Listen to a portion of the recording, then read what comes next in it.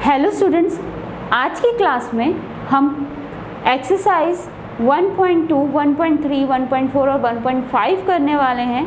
तो स्टार्ट करते हैं। हमें √2 जो है नंबर लाइन पर रिप्रेजेंट करना है। तो √2 को नंबर लाइन पर रिप्रेजेंट करने से पहले हमें एक रफली एक आइडिया ले लेना है कि हम इसे किस तरह √2 को नंबर लाइन पे रिप्रेजेंट करेंगे। तो हमने क्या करा, एक ट्रायंगल बना लिया। मैं बेस को क्या लूँ और परपेंडिकुलर को क्या लूँ कि मेरी जो हाइपोटेन्यूज है वो √2 आ जाए। तो यहाँ पे हमें क्या करना पड़ेगा, बेस को 1 और परपेंडिकुलर को 1 रखना पड़ेगा। तो अगर हम इसे सॉल्व करते हैं तो AC का square is equals to AB का स्क्वायर प्लस BC का स्क्वायर मीन्स 1 का स्क्वायर प्लस 1 का स्क्वायर। तो यहाँ पर हमें मिलेगा 2। तो AC का जो स्क्वायर है वो इक्वल के दूसरी साइड जाकर √2 में कन्वर्ट हो जाएगा। मीन्स हम बेस भी 1 रखेंगे और परपेंडिकुलर भी 1 रखेंगे ताकि हमें ये √2 मिल जाए। तो इसको हमने पाइथागोरस थ्योरम से सॉल्व कर लिया।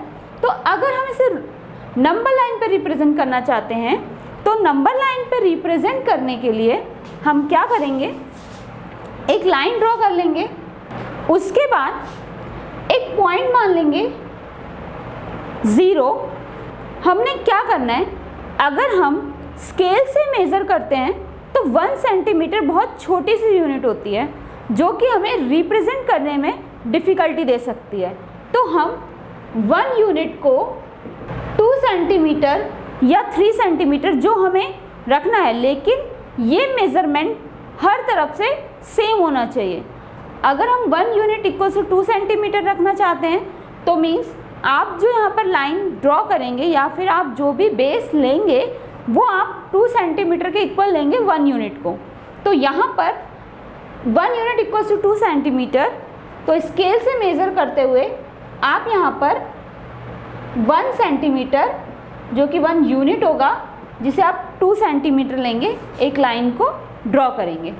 फिर आपने क्या करना है, आप कंपास की हेल्प से 90 डिग्री का एंगल बनाते हुए लाइन को ड्रॉ करेंगे और उस लाइन को ड्रॉ करते हुए यहाँ पर कंपास की टिप को रखते हुए एक आर्क काटेंगे जो कि 2 सेंटीमीटर इक्वल्स टू 1 यूनिट हमने मानी है। क्योंकि हमने बेस भी 1 लिया है और परपेंडिकुलर भी 1 लिया है, तो जो मेज़रमेंट आपने बेस के लिए रखी है वही मेज़रमेंट हम परपेंडिकुलर के लिए भी रखेंगे।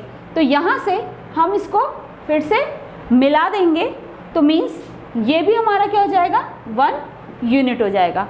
तो इसके बाद हमारा क्वेश्चन है कि √2 को नंबर लाइन पर रिप्रेजेंट करना है। तो नंबर लाइन पर रिप्रेजेंट करने के लिए कंपास के टिप को यहाँ पर रखते हुए और पेंसिल के टिप को यहाँ पर रखते हुए आप एक आर्क बनाएंगे जो कि नंबर लाइन पर आएगी, जो कि हमारा क्या होगा, √2। अगर इसी में हमें √3 बनाना है तो हम क्या करेंगे, √3 बनाने के लिए हमें पहले √2 बनाना पड़ेगा। तो यहाँ पर जो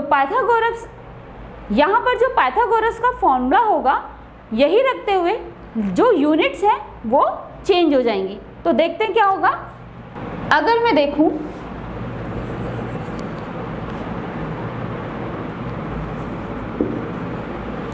तो बेस मेरा √2 रहने वाला है। मीन्स अब मेरा जो बेस है वो √2 रहने वाला है और परपेंडिकुलर को मैं 1 रखूंगी।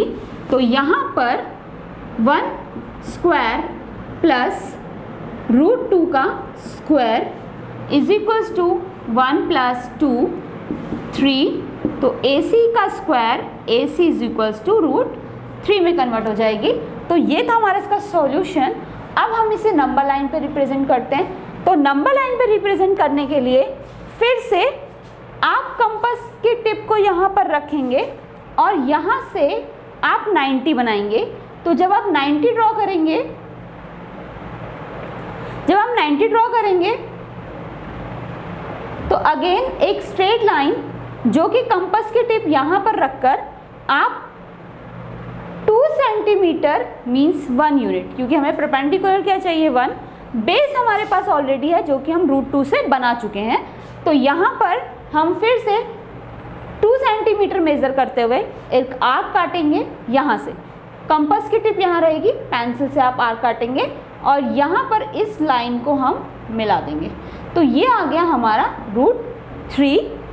और इसी तरह से कंपास की टिप को यहाँ रखते हुए अगर हम इसे अपनी नंबर लाइन पर मिलाएं तो ये हमारा √3 इसको यहाँ पर नंबर लाइन पर रिप्रेजेंट करेगा।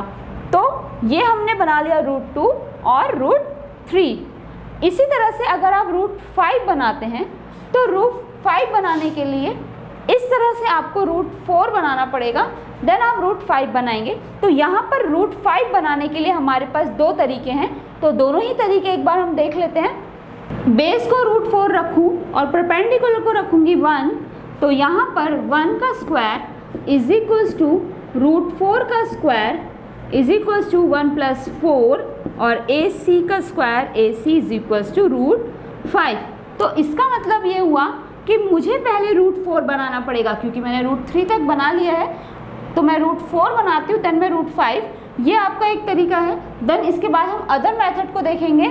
तो यहाँ पर √4 को किस तरह बना लेते हैं, सिमिलरली जिस तरह हमने √2 और √3 बनाए हैं तो हम यहाँ पर √4 को भी बना लेते हैं। कंपास की टिप को यहाँ रखते हुए अपनी 90 डिग्री की आर्क को काटते हुए यहाँ पर हम again 1 centimetre 1 unit is equals to 2 centimetre के लिए आर्क लगाएंगे और ये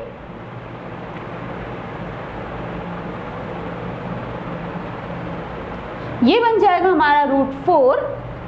अगेन हम √5 बना रहे हैं, तो √5 के लिए यहाँ पर टिप में रखते हुए 90 डिग्री का आर्क काटते हुए 2 सेंटीमीटर की आर्क काटेंगे और जिसे हम यहाँ मैच कर देंगे। तो ये कुछ नीचे की तरफ आएगी, अगर आप प्रोसेस करेंगे तो ये कुछ नीचे की तरफ आएगी। आप ये √5 हो जाएगा। तो आप यहाँ पर कंपास की टिप को अगेन से रखते हुए, कंपास की टिप को यहाँ रखते हुए, पेंसिल की टिप को यहाँ पर रखते हुए एक आर्क बनाएंगे जो कि √5 बनेगी। ये तो एक तरीका है। दूसरा तरीका, फिर से हम एक ट्रायंगल बना लेते हैं ABC और यहाँ पर हम बेस को क्या रखें या परपेंडिकुलर को क्या रखें, दोनों में डिपेंड है, आप कुछ भी ले सकते हैं, ऐसा कुछ नहीं है। तो अगर मैं बेस को 2 सेंटीमीटर रखती हूँ और परपेंडिकुलर को 1 सेंटीमीटर रखती हूँ तो AC का square is equals to AB का स्क्वायर प्लस BC का स्क्वायर इज इक्वल्स टू 1 का स्क्वायर प्लस 2 का स्क्वायर इज इक्वल्स टू 1 + 4 और AC का जो स्क्वायर है वो इक्वल के इस साइड आकर √5 बना देगा। तो एक मेथड मेरा ये है, अगर नंबर लाइन पर इसको रिप्रेजेंट करना है तो नंबर लाइन पर इसको रिप्रेजेंट करने के लिए हम एक लाइन ड्रॉ कर लेते हैं। अगेन 0, तो 0 के बाद हमने क्या करना है, 1 unit is equals to 2 centimetre. तो यहाँ पर जो बेस है मैंने 2 सेंटीमीटर लिया है, तो means 2 unit is equals to 4 centimetre. तो मैं यहाँ पे 4 सेंटीमीटर के लिए एक लाइन को ड्रॉ करूँगी जो कि मेरी यहाँ पर आएगी। इसके बाद सेम वही प्रोसेस करना है जो हमने √2 और √3 के लिए किया है। तो हम एक आर्क काटेंगे, 90 बनाएंगे और उसके बाद यहाँ पर रखते हुए 2 सेंटीमीटर की आर्क ड्रॉ करेंगे, क्योंकि हम यहाँ पर जो 1 सेंटीमीटर है और 1 यूनिट हम 2 सेंटीमीटर के अकॉर्डिंग ले रहे हैं, मीन्स 1 सेंटीमीटर जो कि हम यूनिट को बिलोंग कर रहा है हमारी। तो यहाँ पर 2 सेंटीमीटर की आर्क मैंने खींची और मैंने इस आर्क को यहाँ से मिला दिया। तो ये बन गया मेरा √5, यहाँ पे था मेरा 2, यहाँ था मेरा 1। कंपास की टिप को यहाँ पर रखते हुए पेंसिल के आर्क को आप इस तरह से कट करेंगे, तो ये आपको मिल गया √5। तो आप इन 2 तरीक़ों से √5 को नंबर लाइन पे रिप्रेजेंट कर सकते हैं। अब हम करते हैं exercise 1.3। Exercise 1.3 write the following in a decimal form and say what kind of decimal expression each has. तो इस क्वेश्चन के अंदर हमने डेसिमल में एक्सप्रेस करना है और डेसिमल एक्सप्रेशन बताना है कि किस तरह का है। तो हमारा इसका जो फर्स्ट पार्ट है वो है 36 डिवाइड बाय 100। तो ये बहुत सिंपल है। तो यहाँ पर हमें पता है कि 0.36 जो है वो हमारा डेसिमल एक्सप्रेशन आएगा। तो किस तरह का है, अगर हम डिवाइड करते हैं तो ये पूरी वैल्यू जो है वो टर्मिनेट हो गई है, मीन्स इसके बाद ये नहीं आएगा कुछ भी। अगर हम डिवाइड करते हैं इसको तो ये पूरी तरह से डिवाइड हो जा रही है, तो इसको हम टर्मिनेटिंग कहेंगे।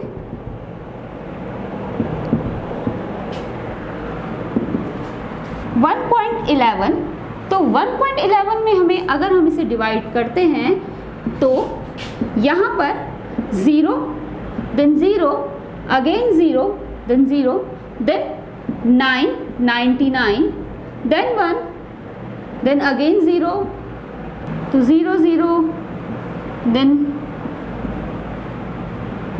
9 then 99 then again 1 then 0 0 then 0 0 then 1 0 then 9 99। सो ये जो नंबर है ये नॉन टर्मिनेटिंग है। अगर मैं इसे डिवाइड करती जाऊंगी तो ये आगे को बढ़ता जाएगा, तो इसको हम बोलेंगे कि ये नॉन टर्मिनेटिंग नंबर है, तो ये टर्मिनेट नहीं हो सकता। Second question, you know that 1/7, तो यहाँ पर हमें 1/7 की जो वैल्यू है वो गिवन है। 1/7 की जो वैल्यू है वो है हमारी 0.142857 और इसके ऊपर बार। तो ये बात डिनोट करती है कि ये नंबर अगेन रिपीट होगा, मीन्स यहाँ पर अगर हम इसे डिवाइड करते हैं तो ये फिर से क्या होगा, रिपीट हो जाएगा। तो हमें वैल्यू फाइंड करनी है 2/7 की, 3/7 की, 4/7।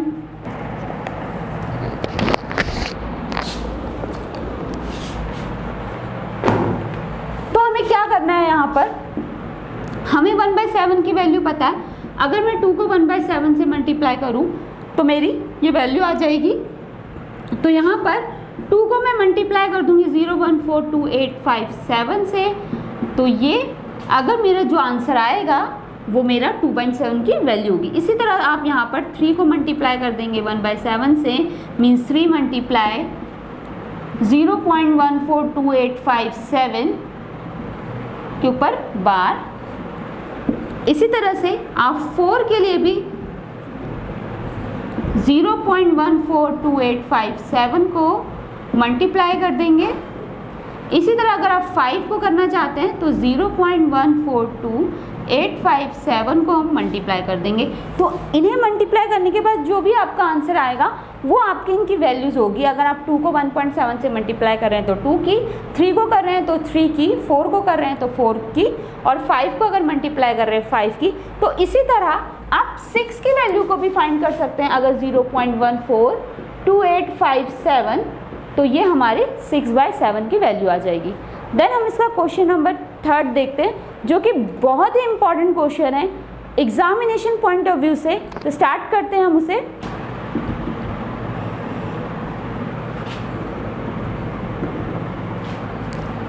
हमारा 3rd क्वेश्चन है, हमें 0.6 को एक्सप्रेस करना है in a form of P/Q, means हमने इस एक्सप्रेशन को रैशनल फॉर्म में कन्वर्ट करना है, मीन्स अपनी डेसिमल एक्सप्रेशन से हम इसे रैशनल नंबर में कन्वर्ट करेंगे। तो यहाँ पर हम क्या करते हैं, x को हम मान लेते हैं 0.6666, तो ये क्या हो गई, हमारी x की वैल्यू हो गई। तो यहाँ पर आपकी जो बार है वो सिर्फ कितने नंबर्स के ऊपर है, 1 नंबर के। तो यहाँ पे स्टूडेंट्स अगर आपकी बार 1 नंबर पे है तो 10 से, अगर 2 नंबर पे है तो 100 से, अगर 3 नंबर्स पे है तो आप उसे 1000 से मल्टीप्लाई करेंगे। तो यहाँ पर बोथ साइड मल्टीप्लाई बाय 10, इसको आप इक्वेशन 1 मान लो। तो पूरी इक्वेशन को अगर हम 10 से दूसरी बोथ साइड को हम अगर 10 से इंटू कराते हैं तो 10x इज इक्वल्स टू 6.666, इसको मैंने इक्वेशन नंबर 2 मान लिया। तो यहाँ तक समझ में आ गया। मीन्स फर्स्ट 0.6 के ऊपर बार है, तो आप इस बार को लिख सकते हैं 0.666, क्योंकि ये नंबर बार जो है वो रिप्रेजेंट करता है कि ये नंबर रिपीटिंग नंबर है। देन हमने क्या करा, बोथ साइड को 10 से मल्टीप्लाई कर दिया है, तो 10x इज इक्वल्स टू 6.66।